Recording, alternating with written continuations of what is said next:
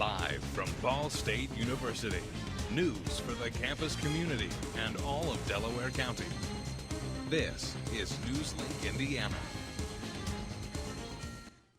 Good evening and welcome to Newslink, Indiana. I'm AJ Brammer. And I'm Courtney Cooper. Thanks for joining us. We have big news tonight on the hotly debated HJR3 bill. That in a moment. But first, what everyone is talking about, school closings and delays have been pouring in all day as Indiana braces for more bitter cold temperatures. We're going to give you a full list of those in the area tonight. But first, we want to check in with the Newslink weather forecaster Michael Behrens to fill us in on what is prompting these delays. Michael, could you give us an update?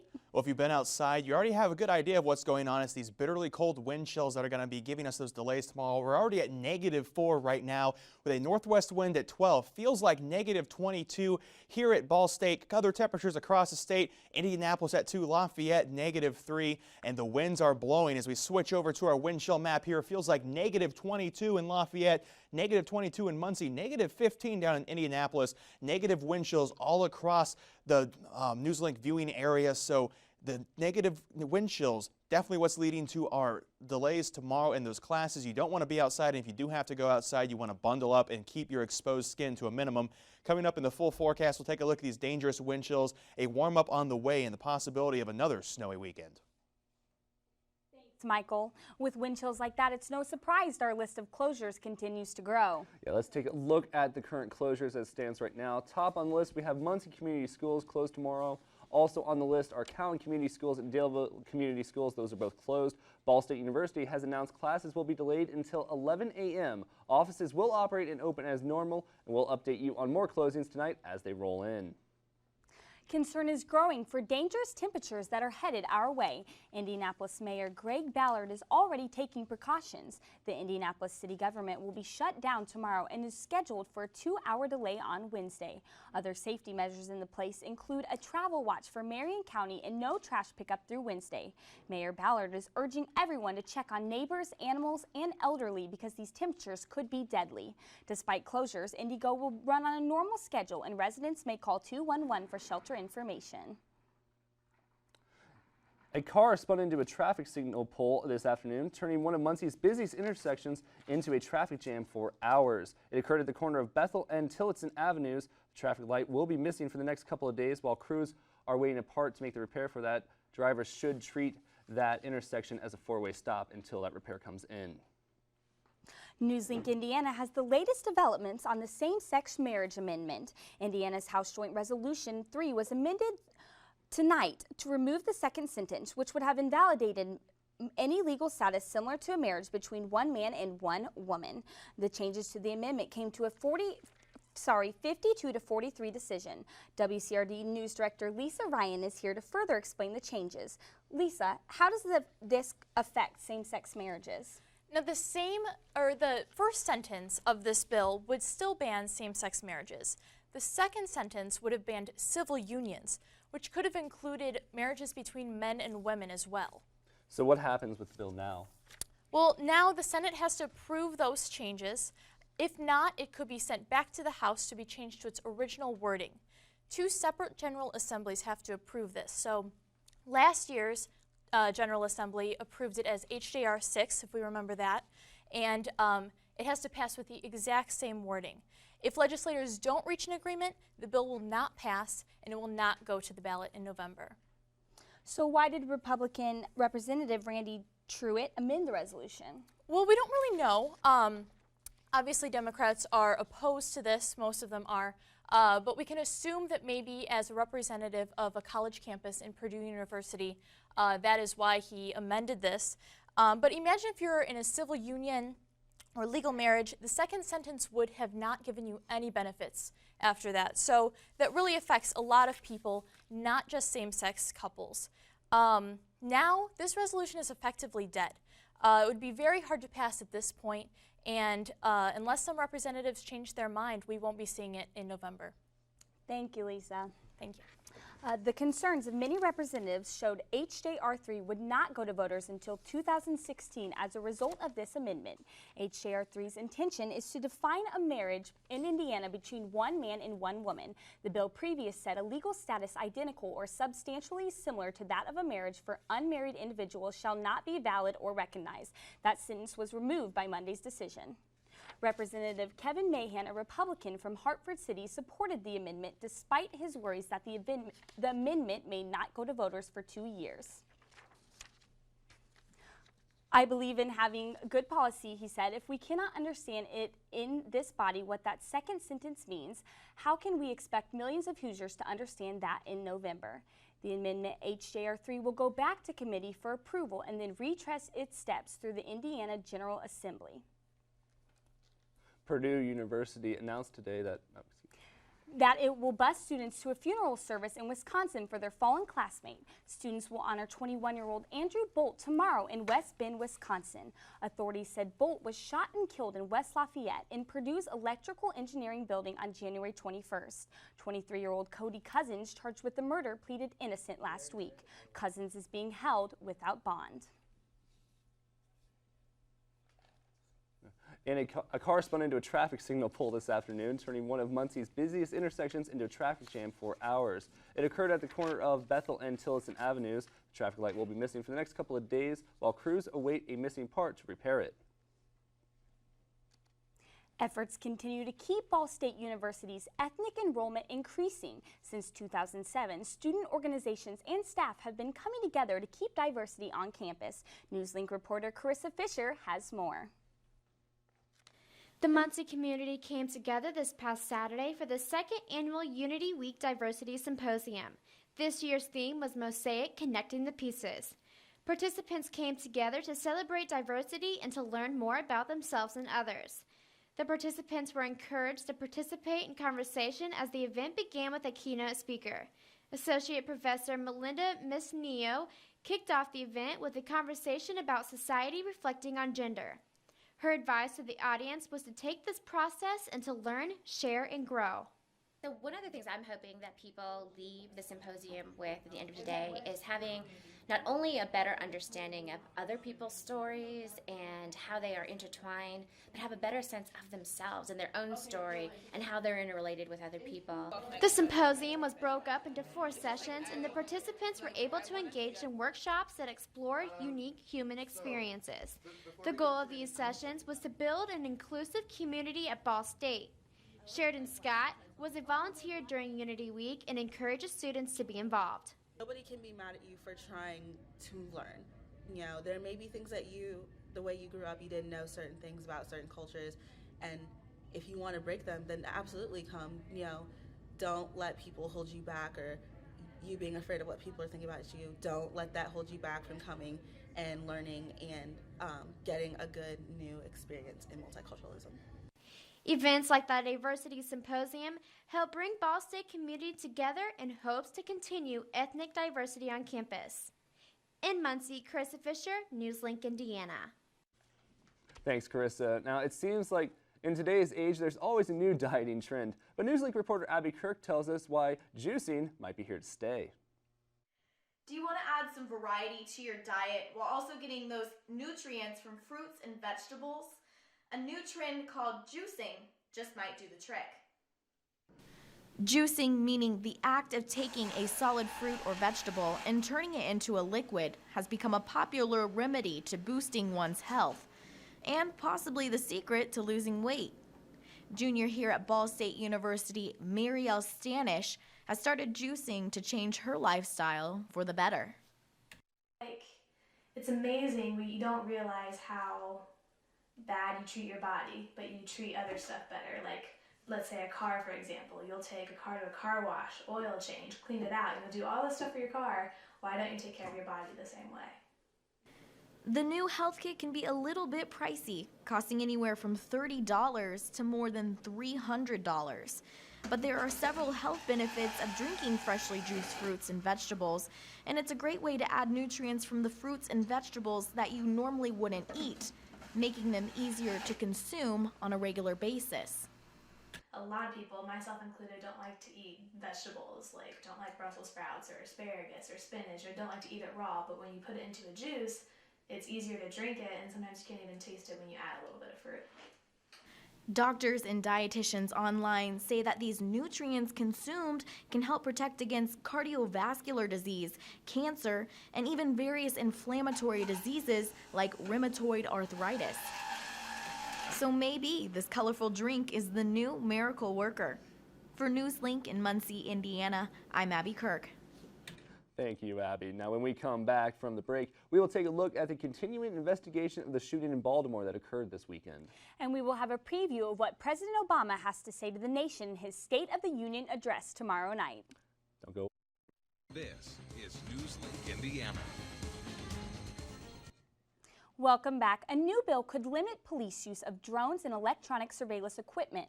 Republican State Representative Eric Cook introduced this bill. He hopes to regulate police use of unmanned aircraft and prohibit the use to conduct surveillance without a court warrant. It could also regulate the placement of cameras on private property. The drone bill will be heard Monday morning by the House Committee on Courts and Criminal Procedure. The investigation continues into Saturday's deadly shooting at a shopping mall in suburban Baltimore. As of now, a motive remains unclear. CNN's Sarah Gannum has the latest. The doors have reopened at the mall in Columbia.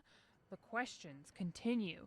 Cameras were allowed in today for the first time since Saturday, when 19-year-old Darian Marcus Aguilar shot and killed 2 employees at a skateboard apparel store, then killed himself. Investigators are now hoping a journal discovered at Aguilar's home can offer some clues about his motive. Investigators are still working through that, but nothing to point us towards motive. Our investigators are spending a lot of time down there in the family and the neighborhood trying to find that. 21-year-old Brianna Benlolo and 25-year-old Tyler Johnson were killed in the shooting. With Tyler, we have lost a kind, positive son who reached out to help others in need, and he made a difference. Inside the mall, the store where the shooting took place remains closed. A sign reads, "Please express your message of hope and encouragement at the mall's center court," one of 2 memorials created to honor the victims. Some of the details about the hours leading up to the shooting are emerging. A friend of Aguilar's mother said Darian never showed up to his morning job at a local Dunkin' Donuts, and according to police, he took a cab to the mall. Now, investigators are focusing on why Aguilar made that decision. In Washington, I'm Sarah Gannum. Police officials in Columbia stated today that they have yet to identify any relationship between the shooter and his victims. President Obama will deliver his State of the Union address tomorrow night. Aides say the president is frustrated with Congress and will talk about using his pen and his phone to get things done when lawmakers won't act. Political experts say that that could be a risky path to take. CNN's Jim Acosta has the story. It was the shortest of sneak previews and a 6-second video using social media. Tomorrow night, it's time to restore opportunity for all. Despite that optimistic tone, White House officials say President Obama will announce in his State of the Union that he's ready to get tough and bypass Congress when necessary. It sounds like he's frustrated and maybe a little bit flustered. He's an American citizen, and it stands to reason that he might be frustrated with Congress, since most American citizens are. So in Tuesday's speech, aides say the president plans to highlight new executive actions, some aimed at job training and retirement security programs. But White House officials caution he'll still call for legislation when needed on immigration reform and the minimum wage. The president's view is that he should use every tool available to him to move the country forward. There's no mistaking the message. I've got a pen and I've got a phone, and that's all I need. The president's vow to use executive authority to achieve a year of action. And we're putting an extra emphasis on it in 2014. Has Republicans on edge. It sounds vaguely like a threat, and I think it also has a certain amount of arrogance in the sense that one of the fundamental principles of our country were the checks and balances. The White House says there's a reason for the new approach. Remember these bills? The time has come to pass comprehensive immigration reform. Raise the federal minimum wage to $9 an hour. The families of Newtown deserve a vote. They all stalled. He likes to talk about, oh yeah, well I still have my pen and executive power. Then use it.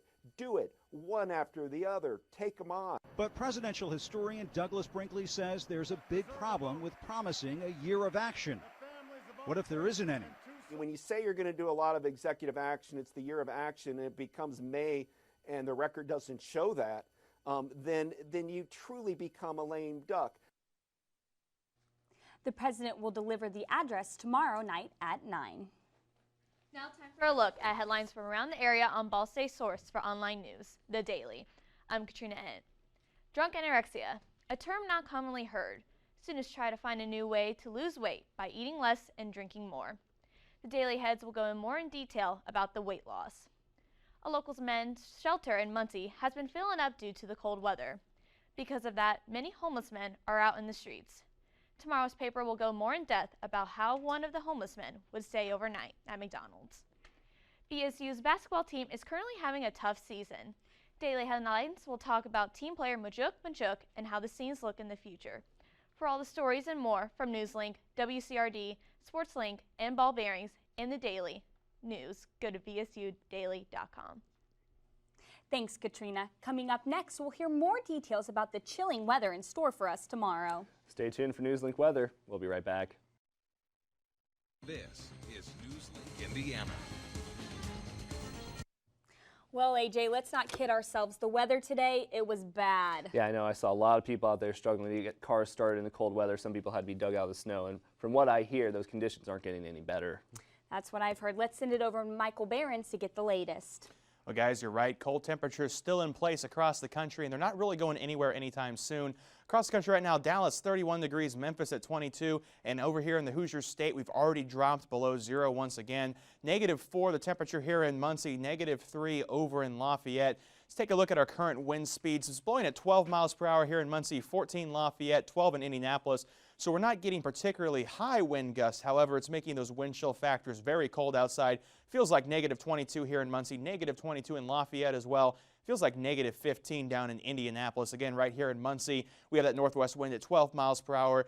4 degrees of temperature feels like -22, so it's very cold outside, and those are the reasons we have those school delays tomorrow. High temperatures across the state, you never would have felt them today. 28 degrees here in Muncie, 24 in Indianapolis, 37 in Bloomington. Asking yourself, where were these highs? Well, they were right about 12:01 after midnight last night. Right after that midnight rolled over, we got these high temperatures as temperatures plummeted in the overnight. Again, today our high 28. We're supposed to be at 34 this time of the year. We're nowhere near that. The cold Arctic air still in place across the area. Taking a look at our radar, there's no rain for us. They're getting some snow down in parts of Alabama, calling for 2 to 4 inches across parts of Alabama and parts of Mississippi this evening. Across our area, no snow. You can see the lake effect up in Michigan with those winds. Again, we're not expecting any snow tonight or tomorrow. This warning map, all of this shaded gray, this is that wind chill warning that's in effect. Again, tonight, very cold and windy, wind chills -20 to -30. Taking a look at precision cast here, this high pressure is going to move through into Wednesday, keeping our skies clear. However, as we move in toward Thursday, we start to see that snow move into our region, and we're looking at accumulating snow for the weekend. Tomorrow, mostly sunny, below zero wind chill, high of 3 with the west winds 5 to 10. Again, here we start to take a look at that snow on Thursday. We take a look at the expanded version of this 7-day forecast. We're expecting, again, that accumulating snowfall to come in Friday into Saturday. Warmer temperatures, though, for the weekend. We're expecting high temperatures to be in the 30s, even though we do have that snow coming in. Yeah, with all that weather coming in, I know we're already talking about schools closing, so it's not looking very good. Snow into it this winter. Right. Thanks, Michael. Coming up on Newslink Indiana, a recap of the Ball State men and women's basketball teams. And one Hoosier will be representing our state in the Olympics. Rob Connett will tell us who that is coming up in Newslink Sports. This is Newslink Indiana. Hey, welcome back to Newslink Indiana. I'm Robert Connett with sports. The Ball State men's basketball team was in MAC action over the weekend, playing at Western Michigan. Now, it was a hard physical battle, and Ball State led at halftime, but crucial errors by the Cardinals led to another loss on the season as Western Michigan won the game on Sunday 62 to 53. The Cardinals only shot 30% from the floor and committed 21 turnovers. Senior Majuk did record his 7th double-double of the season as he finished with 13 points and 10 rebounds. Senior Chris Bond also had 13 points. Xavier Turner added 11, and Jesse Berry finished with 9. The Ball State men's team drops to 4-13 on the season. They are now 1-5 in the MAC, and they'll continue on the road as they play at Akron on Wednesday night. The Ball State women's team was also in Mid-American Conference play over the weekend as they took on Buffalo at Worthen Arena on Sunday afternoon. The Cardinals found themselves down by 18 halfway through the second half, but a 20-4 run brought BSU back within 2 with under 4 minutes to play. Buffalo was too strong in the final minutes and held on to a 73-69 win against the Cardinals. Senior Natalie Fontaine scored a career-high 30 points in the game, and senior Brandy Woody finished with 10 to be the only 2 Ball State players in double digits. Now with the loss, Ball State is now 8-10 overall. They dropped to 3-4 in the MAC. The women's team at home once again Wednesday as they will host Western Michigan. Tip-off at Worthen Arena is set for 7 p.m. Now everyone in the Muncie community still talking about last Friday night's game at the Muncie Fieldhouse and what was the final regular season matchup between Central and Southside high schools. The Bearcats won the game 72-55 in front of a packed Fieldhouse, filling almost 6,547 seats, all of them in the Fieldhouse. With Tyler Ahrens out with an ankle injury, Central was led by sophomore Marcus Dukes, who had 19 points. Jalen Barnes had a double-double for Muncie Central, finishing with 17 points and 12 rebounds. That was the 82nd meeting, possibly the last meeting between the two city schools as they will consolidate in the fall. Central and Southside are in the same sectional, however, so it is possible that they could play each other one final time next month, depending on how the blind draw comes out from the IHSA. And now, finally, guys, the U.S. has announced that they have come up with their team for the Olympics. There is one Hoosier out of the 320 members of the team, one guy from Indiana. He's 19 years old. His name is Nick Gepper. He's a freestyle skier from Lawrenceburg, Indiana. Now, this weekend, he performed in the X Games, won gold. So now he's going to be representing Indiana and the U.S. in Sochi in February. I know we'll definitely be rooting for Nick. He's definitely looking pretty good out there. I know. Oh, yeah. Definitely a lot of good competition at the X Games, so it'll transfer into the Olympics really well. That's very true. Well, when we come back, find out which Grammy-winning musical group performed at Ball State last night. And one of last night's Grammy winners is having regrets. Newslink Entertainment is next. Don't go away. This is Newslink Indiana. Back to Newslink Indiana, I'm Kaylee Clark with your entertainment. Grammy-winning roots band The Ducks performed at Pruis Hall last night. Kay Ajayi has the story. Ball State University is known for hosting first-class performances and entertaining the community. Hector Lopez is one audience member who gets to enjoy those performances. He got a chance to see the Ducks last night. They like to have more fun than anything else, and they move in the way they sing.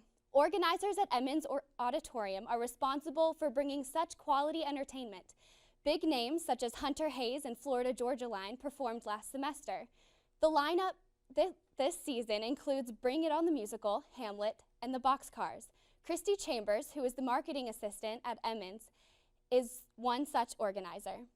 We bring a lot of national and international events to the local community.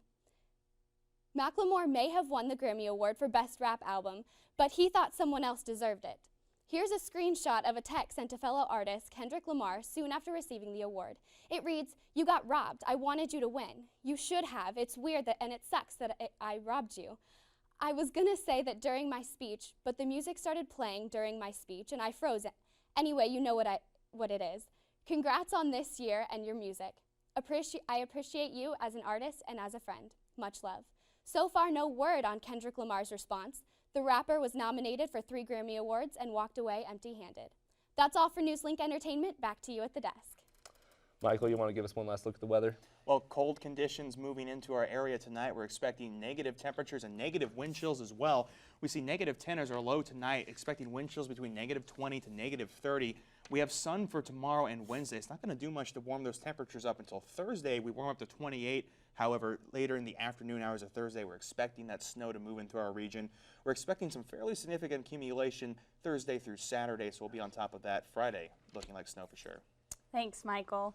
That's all tonight for this edition of Newslink Indiana. The conversation continues online on Facebook and Twitter. For Michael Behrens, I'm Courtney Cooper. And for Robert Connett, I'm AJ Brammer. Newslink will be back tomorrow at 9 p.m. right here on Cardinal Vision. Till then, have a lovely evening. Good night. Stay warm.